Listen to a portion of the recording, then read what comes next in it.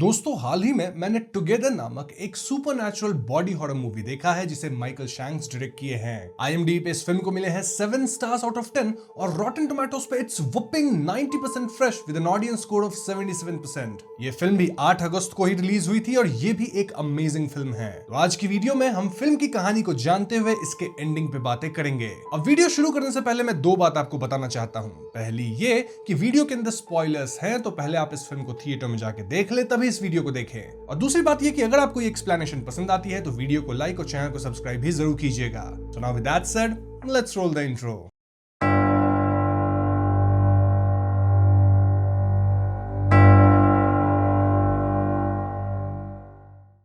तो फिल्म के शुरुआत में हम एक जंगल का सीन देखते हैं जहां कई लोग मिलकर साइमन और कैरी को ढूंढ रहे थे। इस सर्च पार्टी में 2 डॉग्स भी थे जो कि एक केव के अंदर जाते हैं और वहां छोटे पूल में जमा हुआ पानी पी लेते हैं। पानी पीने के बाद ये दोनों डॉग एक दूसरे को अजीब तरह से देखने लगते हैं। इनफैक्ट उस रात ये दोनों डॉग एक दूसरे में फ्यूज होने लग गए थे। जी हाँ दोस्तों, ऐसा लग रहा था मानो ये डॉग एक दूसरे से जुड़ के एक सिंगल एंटिटी बन गए हों और यहीं पे सीन कट होता है। नेक्स्ट सीन में हम एक कपल से मिलते हैं जिनका नाम है मिली एंड टिम। ये दोनों एक दूसरे के साथ काफी टाइम से हैं, ऑल्दो इनकी शादी नहीं हुई है। टिम एक एस्पायरिंग म्यूजिशियन है जिसे रॉक स्टार बनना है, लेकिन इस ड्रीम के पीछे भागते भागते वो 35 साल का हो चुका है और फिलहाल उसके पास कोई ढंग का काम नहीं है। वहीं मिली एक टीचर है और उसकी जॉब काफी स्टेबल है। ये दोनों अपने घर पे एक पार्टी रखे होते हैं क्योंकि दोनों टाउन से मूव होके कंट्री साइड जा रहे थे जहां मिली को एलिमेंट्री स्कूल में नई जॉब मिल गई थी। अब मूव होने का रीजन सिर्फ नया जॉब ही नहीं था, क्योंकि जॉब तो एनीहाउ मिली के पास टाउन में भी था। रादर रीजन ये था कि कुछ टाइम से टिम इमोशनली और फिजिकली डिस्टेंट हो गया था फ्रॉम मिली। ये तब हुआ जब टिम के पेरेंट्स इस दुनिया को छोड़ के चले गए और क्योंकि मिली और टिम को अपने प्यार को फिर से पहले जैसा करना था तो ये दोनों टाउन छोड़ के कंट्री साइड जाने का डिसीजन लिए थे। तो इनके जाने के फेयरवेल पार्टी के दौरान मिली यहाँ टिम को सबके सामने प्रपोज करती है, लेकिन टिम हाँ बोलने से पहले काफी हिचकिचाता है। हालांकि टिम हाँ बोल देता है, लेकिन उसकी हेजिटेशन बहुत ज्यादा एम्बैरेसिंग थी, नॉट जस्ट फॉर मिली बल्कि जो लोग पार्टी में आए थे उनके लिए भी। अब उस रात टिम को एक अजीब नाइटमेयर आता है जहां वो एक वियर्ड सी लेडी को देखता है। अब ये नाइटमेयर टिम को क्यों आया ये आपको एक्सप्लेनेशन में आगे पता चलेगा। खैर अगले सीन में हम मिली और टिम को टाउन छोड़ के कंट्री साइड आते देखते हैं और यहाँ ये लोग जंगल के पास वाले घर में रहने वाले थे। अब दोस्तों ये वही गाँव या जंगल का एरिया है जिसे हमने मूवी के पहले सीन में देखा था। I mean, जहाँ साइमन और कैरी को सब ढूंढ रहे थे और कुत्ते आपस में जुड़ गए थे पानी पीने के बाद। एनीवेज टिम और मिली इस नए घर में सेटल होते हैं और यहाँ टिम को कुछ गंदी सी स्मेल आती है। ढूंढने पे उसे कुछ चूहे सीलिंग में मिलते हैं जो कि अजीब तरह से जुड़े हुए थे और टिम इन्हें बाहर फेंकता है। अगले सीन में मिली नए स्कूल को ज्वाइन करती है और यहाँ उसकी एक सीनियर टीचर से दोस्ती होती है जिनका नाम जेमी मकेब था। जेमी उसी एरिया में रहते थे जहाँ मिली का नया घर था और जेमी बताते हैं कि इस एरिया में ट्रेकिंग के ढेर सारे अमेजिंग स्पॉट्स हैं। ऐसे में छुट्टी वाले दिन टिम और मिली ट्रेकिंग करने निकलते हैं, लेकिन तेज बारिश और तूफान की वजह से ये दोनों खो जाते हैं। तभी एकदम से टिम एक गड्ढे में गिर जाता है और नीचे एक बड़ा सा केव था। टिम को निकालने के चक्कर में मिली भी इस केव में गिर जाती है और ऐसे में तूफान रुकने तक ये केव के अंदर ही समय बिताने का सोचते हैं। इस केव में एक बड़ा सा बेल था और केव को देख के ऐसा लग रहा था मानो पहले यहाँ किसी तरह का कल्ट रहता होगा। इनफैक्ट इनके ट्रेकिंग वाले रूट पे इन्होंने इस तरह के डिफरेंट साइज वाली बेल्स को देखी थी। जो भी हो, ये दोनों केव में रेस्ट करते हैं, आग जलाते हैं और प्यास लगने पे वहाँ के एक छोटे पॉन्ड का पानी पीते हैं। अब दोस्तों ये वही पॉन्ड है जिसे हमने फिल्म के शुरुआत में देखा था, जिसमें से 2 कुत्ते पानी पिए थे। टिम और मिली यहाँ आपस में बातें भी करते हैं जिससे हमें टिम के ट्रॉमा के बारे में पता चलता है। बेसिकली जब टिम छोटा था तो एक बार उसके डैड ने उससे कहा कि तुम्हारे रूम से कुछ बहुत ही गंदी बदबू आ रही है, तो पता लगाओ कि ये गंदी स्मेल कहां से आ रही है। टिम को इस स्मेल का सोर्स नहीं पता लगा, लेकिन टिम के डैड उसके रूम में एक मरे हुए चूहे को ढूंढ निकाले। इससे पता चलता है कि टिम और उसके डैड काफी क्लोज थे और हाल ही में टिम के डैड खत्म हो गए। अब ये बात टिम को तब तक पता नहीं चली जब तक टिम अपने पेरेंट्स को विजिट करने उनके घर नहीं गया। तो हुआ ये था कि टिम के पिता जब खत्म हुए तो टिम की माँ का साइकोटिक ब्रेक डाउन हो गया था और वो अपने पति के मृत शरीर के साथ ही दिनों से जी रही थी, सो रही थी। ऐसे में जब टिम घर आया तो वो अपने पिता के शरीर को सड़ता हुआ पाया और उसकी माँ अजीब तरह से स्माइल कर रही थी। इस घटना के बाद उसकी माँ भी नहीं बची और टिम को जो एक नाइटमेयर आया था किसी औरत के स्माइल करने का, उसे उसकी माँ की नाइटमेयर्स आ रही थी। मतलब वो जो सीन देखा था वो। और यही वजह है दोस्तों कि अपने पेरेंट्स के गुजर जाने के बाद टिम थोड़ा सा मेंटली अनस्टेबल हो गया है और उसे सड़ने की गंदी स्मेल से बहुत बहुत प्रॉब्लम्स होती है। खैर, बातचीत करने के बाद टिम और मिली केव में ही सो जाते हैं और देर रात जैसे जैसे टिम सांस ले रहा था ऐसा प्रतीत हो रहा था मानो ये केव जीवित होकर उसके साथ सांस ले रही है। अब सुबह इनकी नींद खुलती है और ये दोनों पाते हैं कि इनका एक पैर आपस में चिपक गया है। जी हाँ दोस्तों, इन्हें लगता है कि केव में कुछ चिपकने वाला पदार्थ होगा जिससे ऐसा हुआ है, और ऐसे में दोनों बड़ी मुश्किल से अपने पैर को अलग करते हैं जिसमें इनका स्किन भी डैमेज होता है। इसके बाद दोनों केव से निकल के घर वापस पहुंच जाते हैं। अब घर पे अचानक से टिम मिली की तरफ बहुत ज्यादा फिजिकली अट्रैक्ट होने लगता है, जबकि ये दोनों काफी समय से इंटीमेट नहीं हुए थे। ये बात मिली को अजीब लगती है और इसके बाद मिली टाउन में जाती है। वहीं टिम शावर में होता है जहां वो एकदम से ट्रांस में जाता है, और जैसे जैसे मिली की गाड़ी टर्न हो रही थी वैसे ही टिम भी बाथरूम में इधर उधर हिल रहा था, एज इफ वो मिली से कनेक्टेड हो। किसी तरह टिम अपने होश में आता है और वो सीधे डॉक्टर के पास जाता है। डॉक्टर का कहना था कि टिम को शायद एंजाइटी अटैक आया होगा और ऐसे में वो उसे मसल रिलैक्स करने की टैबलेट्स देते हैं। बातों बातों में डॉक्टर ये भी बताते हैं कि इस टाउन में हाल ही में एक कपल ट्रेकिंग के दौरान गायब हो गए और उनका नाम था साइमन एंड केरी। घर आके टिम साइमन और केरी के बारे में गूगल करता है, उनके प्रोफाइल्स को स्टॉक करता है और टिम यहाँ पाता है कि वो दोनों भी उसी केव के पास ट्रेकिंग करने गए थे जहाँ टिम एंड मिली गए थे। एंड देन तो हम जानते ही हैं कि साइमन एंड केरी कभी मिले नहीं, वापस नहीं आए। खैर, अब उस रात टिम और मिली के घर जेमी मकैब आता है और तीनों साथ में खाते पीते हैं। बातों बातों में टिम और मिली के रिलेशनशिप्स की प्रॉब्लम्स बाहर आने लगती है, जैसे टिम करियर में कुछ नहीं कर रहा और वो ड्राइविंग तक नहीं जानता। वहीं टिम का कहना था कि मिली ही लाइफ की सारी डिसीजंस लेती है और टिम को ऐसा लगता है मानो वो मिली के साथ ट्रैप हो चुका है। इन बातों से माहौल थोड़ा अनकंफर्टेबल होने लग जाता है। स्टिल ये लोग बात बदल के ट्रेकिंग डिस्कशन करने लग जाते हैं कि कैसे टिम और मिली एक केव में फंस गए थे जो कि किसी कल्ट वाली जगह लग रही थी। ये सुनकर जेमी बताता है कि काफी पहले उस जगह पे एक न्यू एज चर्च थी, लेकिन चर्च के मेंबर्स कम होने लग गए। फिर कुछ नेचुरल इवेंट्स के कारण चर्च टूट गया और अब वो एक अबैंडन्ड केव की तरह है। खैर, बातचीत के बाद जेमी वापस घर चला जाता है। उसके जाते टिम वापस से एकदम मिली की तरफ अट्रैक्ट होता है और उसे किस कर लेता है। किस के दौरान इनके होठ चिपक जाते हैं जिससे मिली को दर्द होता है और ऐसे में मिली भड़क जाती है। मिली का कहना था कि टिम महीनों से उसके साथ इंटीमेट नहीं हुआ है और अचानक वो एकदम इंटीमेट होता है जस्ट फॉर फ्यू सेकेंड्स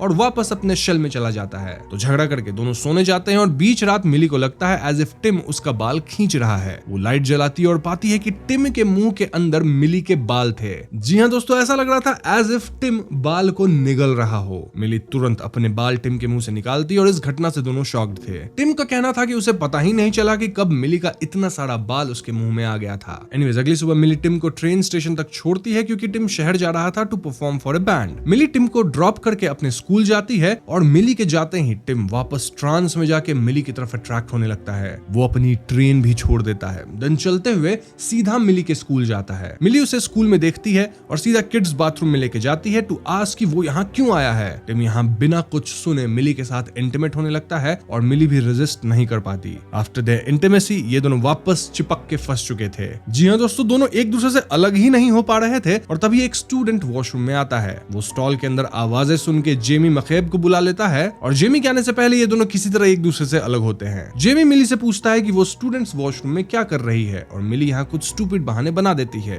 वहीं टिम बाथरूम स्टॉल में छिप गया था। जेमी मिली को स्टूडेंट्स वॉशरूम में दोबारा जाने से मना करता है, लेकिन जाते जाते जेमी को एहसास हो जाता है कि मिली के साथ बाथरूम में टिम भी था। अब इस घटना के बाद मिली टिम पे बहुत ज्यादा भड़क जाती है क्योंकि उसके इस हरकत से मिली की जॉब भी जा सकती थी और इनका घर मिली के पैसों से ही चलता है। स्कूल आवर्स के बाद मिली जेमी के घर जाती है ताकि वो आज वाली इवेंट्स के लिए सॉरी बोल सके। जेमी मिली को चिल करने कहता है एज वो उस बात को हल्के में ही लिया था। यहाँ मिली जेमी के सामने कहने लगती है कि कैसे वो टिम से डिस्टेंट हो चुकी है और उनकी रिलेशनशिप भी अब बहुत बुरे पड़ाव पे है। ये सुन के जेमी प्लेटो की एक थियरी बताता है कि कैसे पहले जब इंसान को बनाया गया था तो इंसान के पास 2 सर था, 4 हाथ थे और 4 पैर थे, लेकिन इंसानों का ये फॉर्म बहुत पावरफुल था जिससे ज्यूस डरने लगा। इसलिए इंसानों की पावर कम करने के लिए ज्यूस ने इंसानों को 2 भाग में बांट दिया, यानी 1 सर, 2 हाथ और 2 पैर के साथ। तो अब इंसान जिंदगी भर अपने दूसरे भाग को ढूंढते रहते हैं जो कि और कोई नहीं बल्कि इंसान का सोलमेट होता है। सो यस, इट्स पॉसिबल कि मिली का सोलमेट शायद टिम है और दोनों मिलके बहुत पावरफुल हैं। जेमी यहाँ ये भी बताता है कि उसका भी हस्बैंड हुआ करता था लेकिन अब वो नहीं है। अब इन्हीं बातों के दौरान मिली नोटिस करती है कि टिम यहाँ जेमी के घर के बाहर आ चुका था और ऐसे में मिली तुरंत जेमी के घर से निकल लेती है। बाहर वो टिम पे फिर से भड़कती है, लेकिन टिम का कहना था कि वो अनयूजुअली मिली की तरफ तब से अट्रैक्ट होने लगा है जब से ये दोनों उस केव में फंसे थे। टिम के हिसाब से यहाँ कुछ तो गड़बड़ है, लेकिन मिली उसकी बात नहीं मान रही थी। अब उस रात टिम अपने लैपटॉप में साइमन और केरी के गायब होने वाली बात पर रिसर्च कर रहा था कि तभी उसके कमरे के बाहर मिली आती है। कमरे का दरवाजा बंद था, तो ऐसे में मिली एकदम लेविटेट होकर टिम की तरफ खींचने लग गई थी।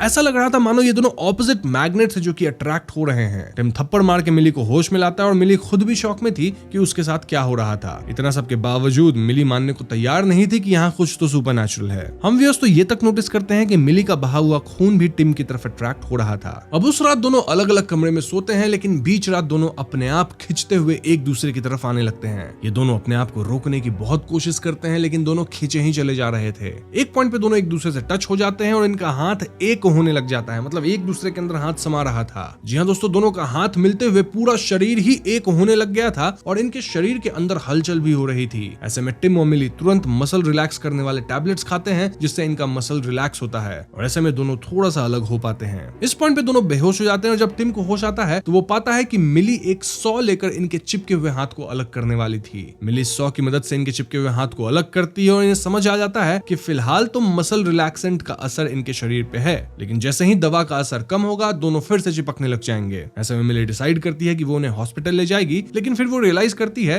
कि उसकी कार की कीज जेमी के घर पे ही रह गई हैं। ऐसे में मिली जेमी के घर की तरफ जाती है और वो टिम को यहीं रुकने कहती है। टिम प्रॉमिस करता है कि वो यहीं पे वेट करेगा, लेकिन मिली के जाते वो वापस केव की तरफ जाता है ताकि वो अपने एंड पे इस सुपरनैचुरल चीज की छानबीन कर सके। अब केव के अंदर टिम यहाँ साइमन और केरी को पाता है, लेकिन इनका शरीर एक दूसरे के साथ अजीब भद्दे वे में चिपक गया था। यानी दोनों एक हो गए थे, लेकिन बहुत ही अजीब मॉन्स्टर जैसे दिख रहे थे इन अ वेरी बैड वे। ये देख के टिम डरता है और यहाँ अजीब सा क्रीचर टिम से मदद मांग रहा था। साइमन के गले में एक चाकू भी लगा हुआ था और इसी की मदद से टिम खुद को डिफेंड करता है और केव से बाहर भागता है। इस सीन से हम समझ गए कि साइमन और केरी भी ट्रेकिंग करते हुए इसी केव में आए होंगे, पानी पिए होंगे और चिपक गए होंगे। दूसरी तरफ मिली जेमी के घर जाती है और इस बार वो जेमी के घर पे वही बिल नोटिस करती है जो कि वो केव में देखी थी। जेमी का घर खाली था और यहाँ टीवी पे जेमी की वेडिंग वाली टेप चल रही थी। इस वेडिंग में दो आदमी थे जिनकी शादी हो रही थी और ये दोनों थोड़ा बहुत जेमी जैसे दिख रहे थे, लेकिन इनमें से कोई भी जेमी नहीं था। देन टेप में आगे एक रिचुअल होता है जिसके तहत ये दोनों आदमी केव के अंदर वाले पॉन्ड का पानी पीते हैं। देन दोनों अपने हाथ को कट करके टच करते हैं और दोनों फ्यूज होने लगते हैं। फ्यूजन के बाद दोनों एक इंसान बनते हैं जो कि और कोई नहीं बल्कि जेमी था। जी हाँ दोस्तों, तभी जेमी यहाँ आता है और वो मिली से कहने लगता है कि वो दोनों पूरा होने के बाद ज्यादा खुश हैं। इनफैक्ट जेमी यहाँ मिली से रिक्वेस्ट करता है कि वो टिम के साथ फ्यूजन कंप्लीट करे विद हर विल, वरना दोनों गंदे तरीके से फ्यूज हो जाएंगे, जैसा शायद साइमन और केरी के साथ हुआ। जेमी यहाँ मिली के हाथ में अपनी अंगूठी से एक गहरा कट लगाता है, ठीक वैसा कट जैसा वीडियो में रिचुअल के दौरान उनके हाथ में लगाया गया था, लेकिन मिली यहाँ अपनी जान बचाकर भागती है। फाइनली मिली अपनी ड्राइव वे में आती है जहाँ टिम भी आ चुका था। ये दोनों एक दूसरे की तरफ खिंच रहे थे और ऐसे में टिम मिली को उस क्रीचर के बारे में बताता है जो उसने केव में देखा। टिम डिड्यूस करता है कि वो क्रीचर दोनों लोगों के फ्यूजन रेजिस्ट करने का रिजल्ट था, जिसमें साइमन हाफ मिड फ्यूजन ही खत्म हो गया था। टिम कहता है कि वो उनकी तरह नहीं बनना चाहता और मिली को बचाने के लिए वो खुद को खत्म कर लेगा ताकि इनका फ्यूजन ना हो। टिम यहाँ मिली को प्रपोज भी करता है, लेकिन तभी मिली बेहोश हो जाती है क्योंकि जेमी के कट से उसका बहुत सारा खून बह गया था। अब जब मिली को होश आता है तो वो पाती है कि टिम उसके हाथ के साथ फ्यूज होकर उसे ब्लड फ्लो दिया, जिससे मिली की जान बची। इस पॉइंट पे ये दोनों अपनी किस्मत एक्सेप्ट करते हैं और फिर मिली के फेवरेट सॉन्ग पे फ्यूज होते हुए डांस करने लगते हैं। धीरे धीरे इनका पूरा शरीर ही एक दूसरे में सम्मिलित होने लगता है, एकदम अट्रैक्ट होते हुए, इवन आईज। ऐसा लग रहा था मानो दो लोग एक सिंगल बीइंग में फ्यूज होने वाले हैं। और यहीं पे सीन कट हो जाता है ना। उस वीकेंड मिली के पेरेंट्स विजिट करने आते हैं। वो टिम और मिली के घर का दरवाजे पे नॉक करते हैं और यहाँ इनके घर के बाहर भी अब केव जैसा बेल था। ना इनके लिए दरवाजा एक अनजान आदमी खोलता है जो कि क्लियरली टिम और मिली का एक नया सम्मिलित रूप था, यानी एक एंड्रोजीनस पर्सन जिसमें मेल और फीमेल दोनों के गुण थे। यहीं पे फिल्म खत्म हो जाती है। तो दोस्तों ये थी टुगेदर फिल्म की कहानी एंड आई नो आपके मन में अभी कुछ क्वेश्चंस होंगे, बट डोंट वरी क्योंकि यहाँ मैं क्लियरली आपको फिल्म में दिखाए गए रिचुअल के बारे में बताऊंगा। सो इस फिल्म का मेन हॉरर एलिमेंट एक पुराने कल्ट का रिचुअल है जो फ्यूजन यानी दो अलग बॉडीज का एक सिंगल एंटिटी में मर्ज होने पे बेस्ड है। केव के अंदर जो बेल और पॉन्ड दिखते हैं वो इस कल्ट का सेक्रेड प्लेस लगता है। और दोस्तों उस केव वाले पॉन्ड के पानी में कुछ तो खास जरूर है। रिचुअल में पार्टिसिपेंट्स पॉन्ड का पानी पीते थे जो शायद कोई सुपरनैचुरल या पैरासिटिक ऑर्गेनिज्म कंटेन करता है, जिससे दो लोगों की बॉडीज एक दूसरे की तरफ अट्रैक्ट होकर मर्ज होने लग जाती है। मूवी में डॉग्स, टिम मिली, साइमन केरी का फ्यूजन सिर्फ पानी पीने के बाद ही स्टार्ट होता है, इसलिए क्लियरली पानी ही इस प्रोसेस का कैटलिस्ट है। अब यहाँ गेम ये है कि अगर दो लोग खुशी खुशी फ्यूज होते हैं अपनी मर्जी से तो ये फ्यूजन परफेक्ट होता है, जहां सिंगल इंसान बचेगा लेकिन उसके पास सोच और पावर दोनों की होगी। लेकिन अगर दोनों लोग रेजिस्ट करते हैं तो ये फ्यूजन गंदा सा हो जाएगा, जैसा साइमन और केरी के साथ हुआ। नाउ जेमी भी फ्यूजन का रूप था और यहाँ जेमी हमें इस कल्ट की हिस्ट्री भी थोड़ी बहुत बताता है। जेमी के मुताबिक पहले ये एक फ्लरिशिंग कम्युनिटी थी, लेकिन धीरे धीरे मेंबर्स कम होते गए। थियरी ये है कि मेंबर्स एक्चुअली कम नहीं हुए बल्कि वो एक हो गए। जब दो लोग फ्यूजन के बाद फिजिकली एक बन जाते हैं तो कल्ट के हेड काउंट में वो एक ही मेंबर काउंट होते हैं, इसीलिए पूरी कम्युनिटी धीरे धीरे श्रिंक हो गई जब तक सिर्फ कुछ फ्यूज्ड बीइंग्स ही बचे। मान के चलो 100 लोग होंगे तो 50 ही बचे। प्लेटो की एंड्रोजाइन मिथ का रेफरेंस यहाँ सिंबॉलिक है, मतलब सोलमेट के साथ पूरा हो जाना, लेकिन मूवी में ये मेटाफर लिटरल बन जाता है, मतलब एक्चुअली में एक ही हो जाते हैं लोग। अब फ्यूजन का मतलब यहाँ सिर्फ इमोशनल यूनिटी नहीं बल्कि बायोलॉजिकल और फिजिकल मर्जर है। जेमी के लिए फ्यूजन एक स्पिरिचुअल फुलफिलमेंट है, लेकिन साइमन केरी जैसा फेल्ड फ्यूजन एक बॉडी हॉरर नाइटमेयर बन जाता है। तभी मैंने कहा कि अगर दो लोग अपने मन से विलिंगली कंसेंट के साथ फ्यूज होते हैं तो वो एक पावरफुल कंप्लीट बीइंग बन जाएंगे। अब केव के अंदर जो पानी है वो कहां से आया? वेल, इसके बारे में मूवी में नहीं बताया गया है, लेकिन यहाँ दो स्ट्रॉन्ग पॉसिबिलिटीज हैं। पहला ये कि पानी में कोई एंशिएंट एलियन या फंगल पैरासाइट हो जो होस्ट के डीएनए को मर्ज करता है, और दूसरा ये कि बेल्स ऑफ पॉन्ड कल्ट के लिए एक ऑकल्ट एनर्जी सोर्स है जो सुपरनैचुरल फ्यूजन ट्रिगर करता है। शायद इस कल्ट ने ही इस पानी को बनाया होगा या फिर ये लोग एक्सीडेंटली इसको डिस्कवर किए और इसकी पूजा करने लग गए। जेमी यहाँ शुरू में ही ट्रैकिंग की बात करता है, यानी जेमी चाहता था कि पार्टनर्स उसकी तरफ फ्यूज हो जाएं और उसके कल्ट में फ्यूज्ड लोग बढ़ जाएं। अब हालांकि ये कल्ट है, लेकिन ये लोग बस आपस में फ्यूज हो रहे हैं और किसी और को नुकसान नहीं पहुंचा रहे थे, एक्सेप्ट कि ये दूसरे पार्टनर्स को भी देख के उन्हें फ्यूज करवाना चाहते हैं। इससे नए फ्यूज्ड लोग इनकी कम्युनिटी का हिस्सा बनेंगे, जैसे लास्ट में टिम और मिली बने, यानी कि उनके घर के बाहर भी हम बेल लटका देखे जो कि इनके कम्युनिटी का सिंबलिज्म है। अब फिल्म में दिखने वाला बेल इस फ्यूज कम्युनिटी की एक तरह की निशानी है। इनफैक्ट इस कम्युनिटी का एक सिंबल भी था जो कि बेल पे बना हुआ था। यहाँ बेसिकली हमें प्लेटो की थियरी का एक ट्विस्टेड वर्जन दिखाया गया है। अब प्लेटो वाली थियरी मैंने आपको ऑलरेडी बता रखा है, स्टिल मैं फिर से रिपीट कर देता हूँ कि प्लेटो की थियरी एंड्रोजाइन मिथ के हिसाब से पहले ह्यूमंस 4 हाथ 4 पैर और 2 चेहरे वाले पावरफुल बीइंग्स थे। उनकी ताकत से घबराकर ज़्यूस ने उन्हें आधा आधा काट दिया ताकि वो कमजोर हो जाएं। तब से हर आधा अपने अधूरे आधे को ढूंढता है, जिसे हम सोलमेट कहते हैं, ताकि वो फिर से पूरा बन सके। तो यस, अब मैंने आपको फिल्म की थियरी, प्लेटो की थियरी और रिचुअल के बारे में एकदम डिटेल में बता दिया है। स्टिल अगर आपके मन में कोई डाउट हो तो आप कमेंट्स में जरूर पूछ लीजिएगा। वहीं वीडियो पसंद आई हो तो उसे लाइक और शेयर करें, साथ ही चैनल पर नए हैं तो हमें सब्सक्राइब भी कीजिएगा, क्योंकि हम अपने चैनल पर ऐसे वीडियोस लाते रहते हैं। पीस।